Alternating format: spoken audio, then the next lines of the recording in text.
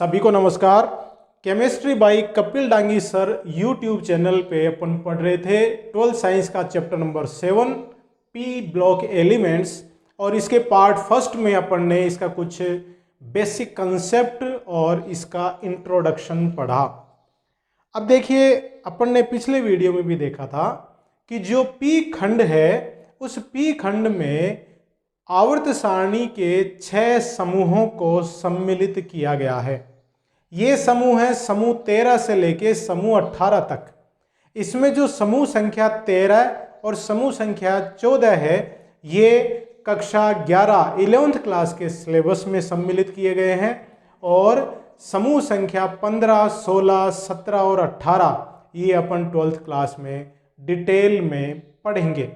तो सबसे पहले देखिएगा एलिमेंट्स ऑफ ग्रुप 15 समूह 15 के तत्व। इन तत्व को निकोजन्स के नाम से भी जाना जाता है, और इनसे बने यौगिकों को, जो यौगिक बनते हैं इन तत्वों से, उन यौगिकों को निकोमाइड्स कहा जाता है। इन्हें निकोजन्स क्यों कहते हैं? क्योंकि निकोजन एक ग्रीक शब्द है जिसका अर्थ होता है सफोकेशन, मतलब दम घुटना। तो इसका क्या मतलब हुआ कि इन तत्वों की उपस्थिति में या नाइट्रोजन गैस की उपस्थिति में सांस लेने में परेशानी होती है, दम घुटता है, इसीलिए इनको निकोजन्स कहा जाता है। अब समूह 15 में कौन कौन से तत्वों को सम्मिलित किया गया है? वो है नाइट्रोजन, फास्फोरस, आर्सेनिक, एंटीमनी और बिस्मिथ। इन 5 तत्वों को समूह संख्या 15 में सम्मिलित किया गया है। अब इनके परमाणु क्रमांकों की अगर अपन बात करें तो देखिए, नाइट्रोजन का परमाणु क्रमांक अगर आपको पता है तो बाकियों के परमाणु क्रमांक आपको ज़्यादा याद रखने की आवश्यकता नहीं है। क्यों?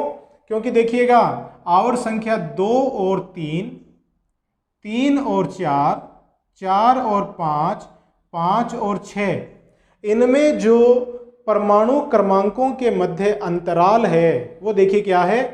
आवर्त 2 और 3 के मध्य अंतर होता है 8 का, 3 और 4 के मध्य अंतर है 18 का, 4 और 5 के मध्य भी 18 का अंतर है, और फिर अंतर है 32 का। तो क्या हो जाएगा, नाइट्रोजन अगर 7 है तो उसमें 8 के अंतर के बाद फास्फोरस का परमाणु क्रमांक 15, और फिर आर्सेनिक का 18 के अंतर के बाद हो जाता है 33, और एंटीमनी का फिर 18 के अंतर के बाद हो जाता है 33, और 18 कितने हो गए? 51, और बिस्मिथ 32 के अंतर के बाद 51 और 32 कितने हो जाते हैं? 83।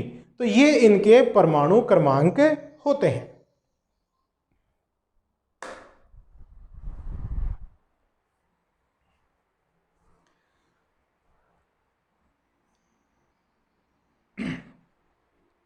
ठीक है, तो ये तत्व हैं, इन तत्वों को निकोजन्स कहते हैं। इन तत्वों को 15वें समूह में शामिल किया गया है। अब देखिएगा, सबसे पहले देखें इनका अकरेंस।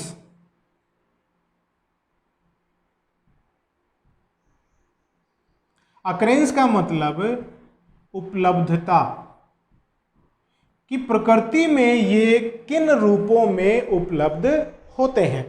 सबसे पहले अगर अपन नाइट्रोजन की बात करें तो देखिएगा, अपन जानते हैं कि वायुमंडल में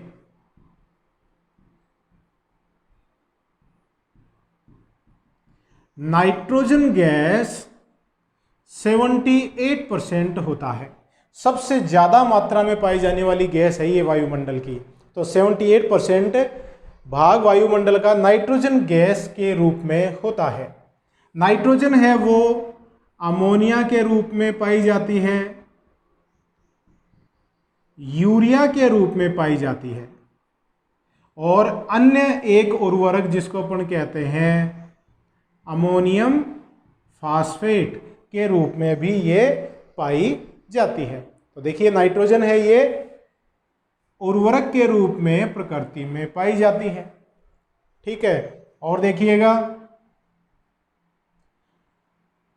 KNO3 NaNO3 के रूप में भी ये प्रकृति में पाई जाती है नाइट्रोजन, मतलब नाइट्रेट लवणों के रूप में यह पाई जाती है।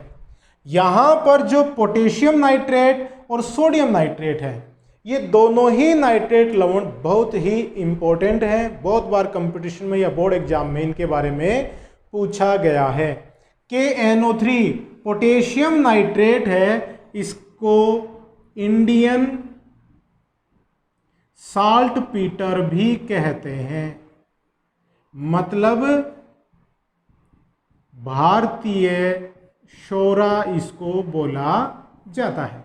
ये बहुत बार बोर्ड एग्जाम में क्वेश्चन आया हुआ है कि भारतीय शोरा का सूत्र लिखिए, तो क्या हो गया KNO3। NaNO3 है, इसे चिल्ली सोरा, चिल्ली साल्ट पीटर, जिसे मैं अगर हिंदी में बोलूं तो चिल्ली शोरा कहते हैं। तो NaNO3 तो हो गया चिल्ली सोरा और KNO3 हो गया भारतीय शोरा। तो ये नाइट्रोजन से बने यौगिक हैं।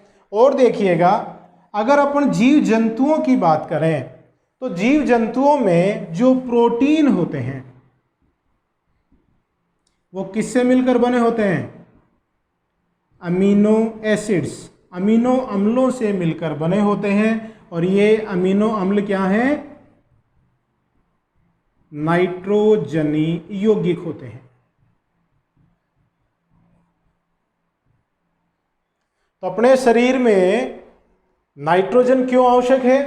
क्योंकि प्रोटीन नाइट्रोजनी यौगिक होते हैं और प्रोटीन अपने शरीर के निर्माण के लिए आवश्यक होता है।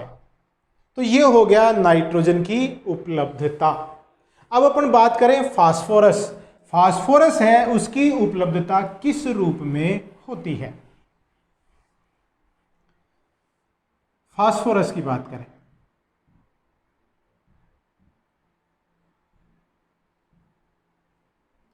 सबसे पहले अगर अपन जंतुओं की बात करें तो जंतुओं में फास्फोरस कहां कहां है? मस्तिष्क में, तंत्रिका तंत्र,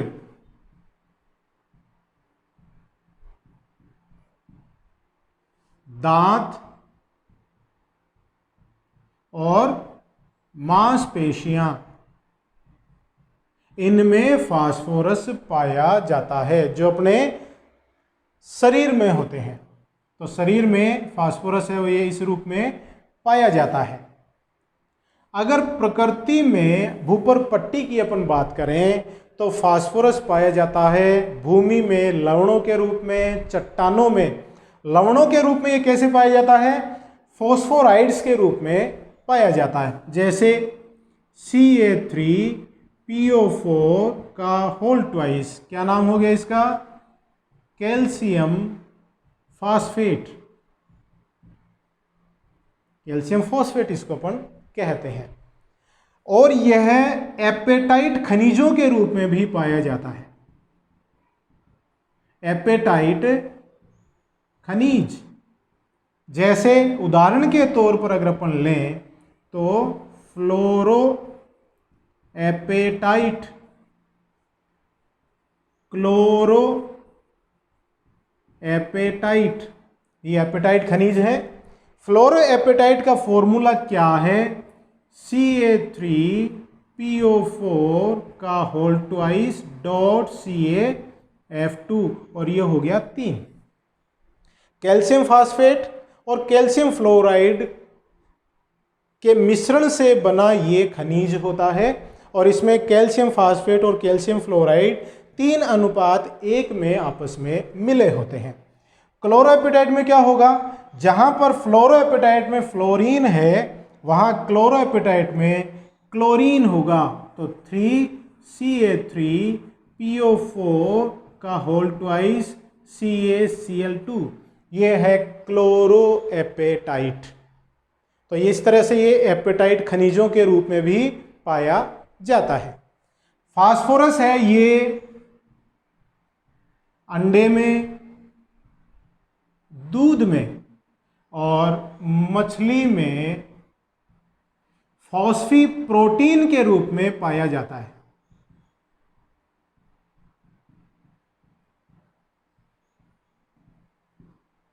अंडे में, दूध में और मछली में फॉस्फीप्रोटीन के रूप में यह पाया जाता है। तो ये हो गई फास्फोरस की उपलब्धता। बाकी अन्य जो तत्व हैं जैसे आर्सेनिक है, एंटीमनी है, बिस्मथ है, ये प्रकृति में अल्प मात्रा में पाए जाते हैं। कौन कौन से? आर्सेनिक, एंटीमनी और बिस्मथ अल्प मात्रा में पाए जाते हैं और ये सल्फर यौगिकों के रूप में पाए जाते हैं।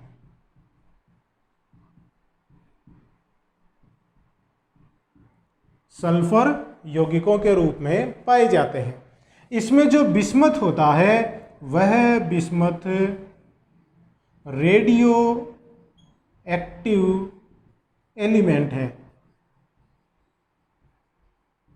मतलब रेडियो सक्रिय तत्व है।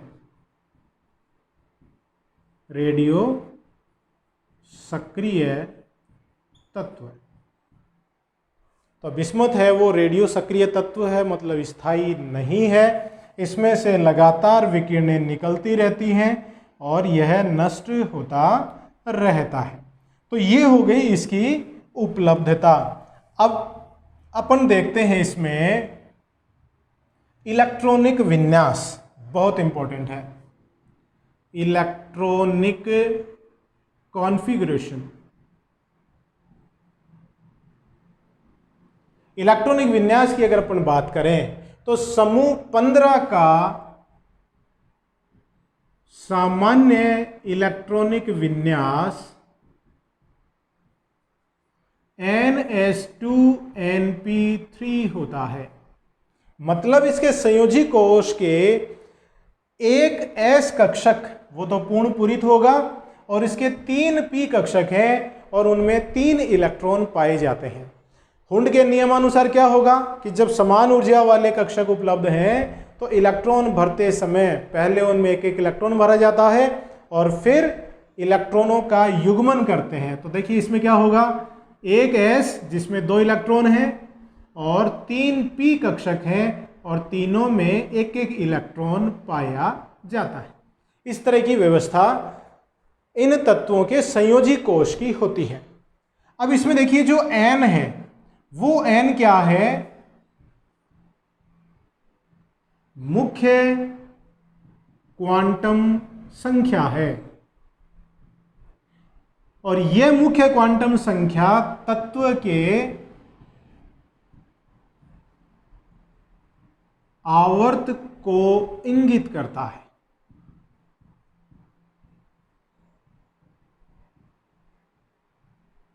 तत्व के आवर्त, आपको कुछ नहीं करना है, तत्व का आवर्त देखना है और उसका मान इस n की जगह रख देना है। नाइट्रोजन का कौन सा आवर्त है, दूसरा आवर्त है, तो n का मान हो गया 2, तो नाइट्रोजन का इलेक्ट्रॉनिक विन्यास हो गया 2s2 2p3, सिंपल। फास्फोरस का आवर्त है वो कौन सा है, 3, तो इसका इलेक्ट्रॉनिक विन्यास हो गया 3s2 3p3। n की जगह आवर्त संख्या रख देनी है। आवर्त का मतलब क्षैतिज पंक्तियां, आवर्त सारणी में तत्वों की क्षैतिज पंक्तियों को आवर्त कहते हैं और ऊर्ध्वाधर पंक्तियों को समूह या वर्ग कहा जाता है। तो वैसे ही आर्सेनिक के लिए क्या हो जाएगा, 4s2 4p3, एंटीमनी के लिए 5s2 5p3 और बिस्मथ के लिए 6s2 6p3। तो ये इनके इलेक्ट्रॉनिक विन्यास है। सामान्य इलेक्ट्रॉनिक विन्यास ये रहा आपके सामने, सिंपल सा है, ठीक है। तो ये हो गया इलेक्ट्रॉनिक विन्यास। अब इस इलेक्ट्रॉनिक विन्यास में देखिएगा, इसके संयोजी कोश में S कक्षक तो पूर्ण पूरित हैं और ये जो P कक्षक हैं ये क्या है, अर्धपूरित हैं। अब अपन जानते हैं कि इलेक्ट्रॉनिक विन्यास में अर्धपूरित और पूर्ण पूरित जब कक्षक उपस्थित होंगे तो उनका स्थायित्व उन स्थितियों से ज्यादा होता है जिनमें संयोजी कोश के कक्षक आंशिक रूप से पूरित होते हैं। तो ये अर्धपूरित अवस्था होने के कारण ये तत्व अतिरिक्त स्थायित्व दर्शाते हैं। ठीक है, आगे जब अपन इसके और विभिन्न गुण देखेंगे तो उसमें ये चीज वापस आएगी कि अर्धपूरित होने के कारण इनका स्थायित्व बढ़ जाता है। ठीक है ना। अब इसमें नेक्स्ट गुण अपन देखते हैं इसका परमाणुविक त्रिज्या। परमाणुविक त्रिज्या, परमाणुविक त्रिज्या है वो दो फैक्टर्स पे काम करती है। परमाणुविक त्रिज्या में अपन देख रहे हैं एक तो सह संयोजक त्रिज्या और दूसरी अपन देखते हैं आयनिक त्रिज्या।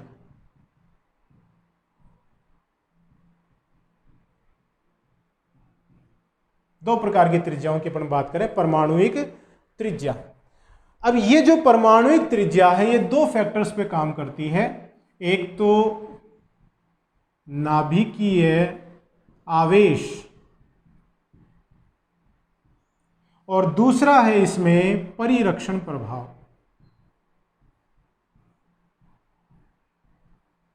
नाभिकीय आवेश का मतलब परमाणु के नाभिक में प्रोटॉनों की संख्या जितनी ज्यादा होगी, नाभिक पर धनावेश उतना ज्यादा होगा और वह अपने बाह्यतम इलेक्ट्रॉनों को उतना ज्यादा आकर्षित करेगा और आकर्षण बल से परमाणुविक त्रिज्या घटती है।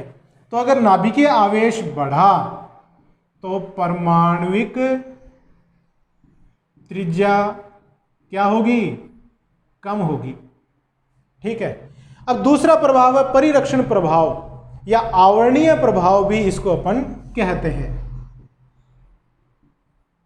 आवरणीय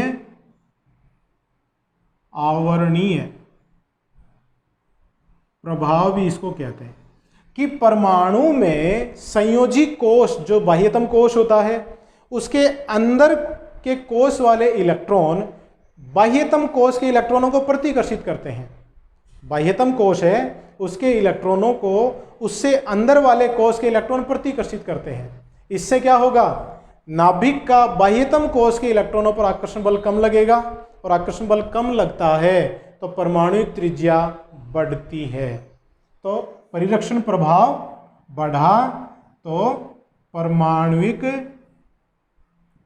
त्रिज्या क्या होगी, बढ़ेगी।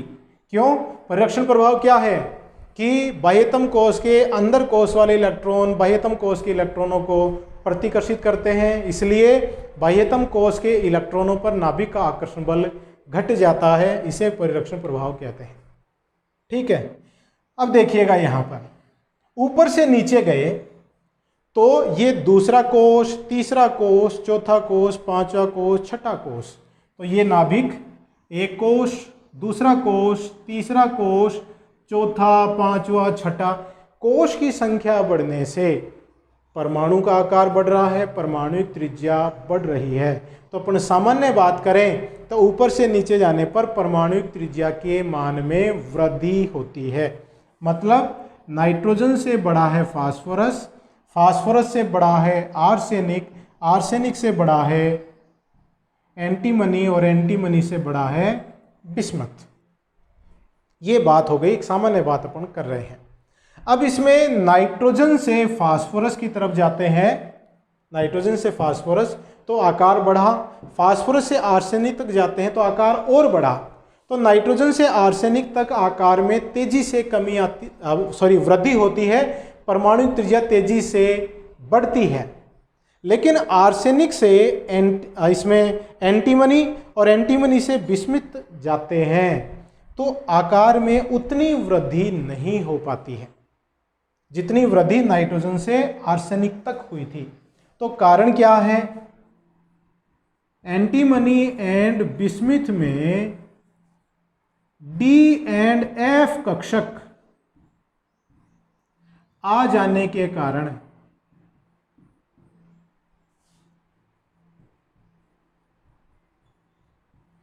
जो नाभिकीय आवेश में वृद्धि है, नाभिकीय आवेश में वृद्धि है, वो क्या होगी, वो ज्यादा होती है परिरक्षण प्रभाव से।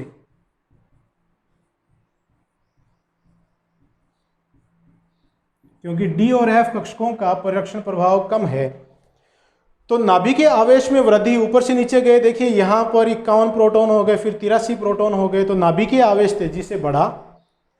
आवेश, नाभिकीय आवेश का मान है वो परिरक्षण प्रभाव की वृद्धि से ज्यादा है, और नाभिकीय आवेश बढ़ेगा तो परमाणु त्रिज्या घटेगी। ठीक है, तो इसमें जो कोश की संख्या बढ़ने से त्रिज्या में वृद्धि होनी चाहिए थी, उसमें क्या होगा, नाभिकीय आवेश बढ़ने के कारण थोड़ा संकुचन हो जाएगा, इसलिए उतनी वृद्धि नहीं होगी जितनी नाइट्रोजन से आर्सेनिक तक हुई है। तो ये बड़ा, इसमें केमिस्ट्री में इस तरह के ही क्वेश्चन ज़्यादा पूछे जाते हैं जिसमें कोई लॉजिक हो, जिसमें कोई कारण होता है, या कुछ जो क्वेश्चन अपवाद स्वरूप होते हैं, इस तरह के क्वेश्चन केमिस्ट्री में ज़्यादा पूछे जाते हैं। तो ये है परमाणविक त्रिज्या। नेक्स्ट अपन देखते हैं इसकी भौतिक प्रावस्था। भौतिक प्रावस्था,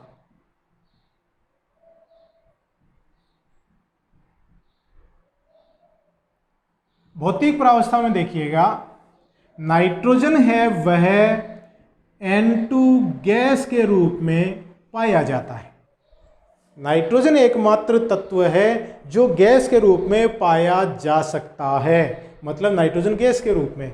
बाकी अन्य तत्व है जैसे फास्फोरस, आर्सेनिक, एंटीमनी और बिस्मथ, ये क्या है, ठोस के रूप में पाए जाते हैं, ठोस के रूप में पाए जाते हैं। नेक्स्ट, नाइट्रोजन है वो अपर रूपता नहीं दर्शाता है,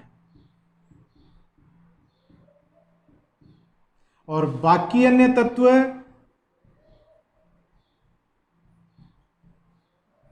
अपर रूपता दर्शाते हैं।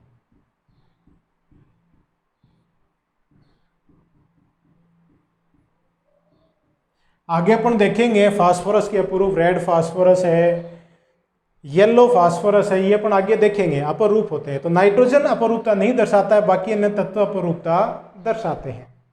नाइट्रोजन है यह द्विपरमाणुविक अणु बनाता है, बाकी अन्य तत्व हैं वो बहुपरमाणुविक अणुओं का निर्माण करते हैं। ठीक है, अब इसमें देखिएगा, नाइट्रोजन व फास्फोरस अधातु होते हैं,